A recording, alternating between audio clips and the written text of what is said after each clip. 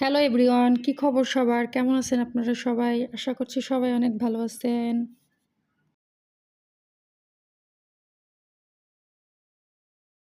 সকালের নাস্তা থেকে শুরু করে হালকা কিছু কেনাকাটা আজকে আমি আপনাদের সাথে সব শেয়ার করব।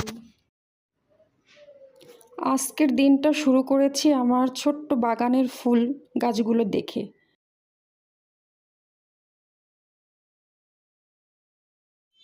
তারপর এক কাপ গরম গরম চা, সাথে ছিল রুটি আর কলা। এরপর শুরু হলো সারাদিনের কাজ, রান্নাবাড়া আর বাসার ছোটোখাটো যে দায়িত্বগুলো ছিল ওগুলা।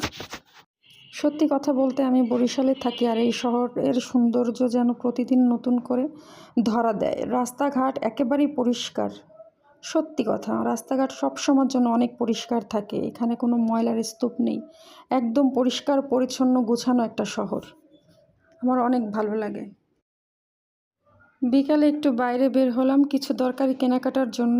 প্রথমে এই গাছের জন্য কিছু সার কিনে নেব, এই জন্য দোকানে চলে গেলাম এবং সার কিনবো। তার সাথে আমি আমার স্প্রের মেশিন যেটা আছে ওটাও কিনতে হবে, কারণ স্প্রের মেশিন ছাড়া গাছে আসলে স্প্রে করা যায় না।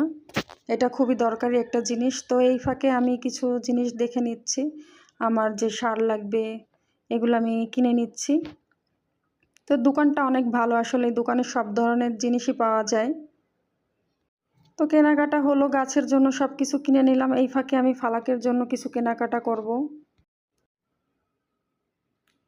তারপরে গেলাম ফালাকের জন্য একটা রেক্সিন কিনতে, কারণ ও এখন মাঝে মাঝে বিছানায় হিসু করে ফেলে, তাই বিছানাটা যেন নষ্ট না হয়, এই জন্য এই রেক্সিনটা কেনা। তো আমাদের একটা রেক্সিনও পছন্দ হচ্ছিল না এই দোকানে। অনেক খোঁজাখুঁজির পরে একটা রেক্সিন পেলাম আমরা অবশেষে। তো এইখানে যে দুটো রেক্সিন দেখা যাচ্ছে, এখান থেকে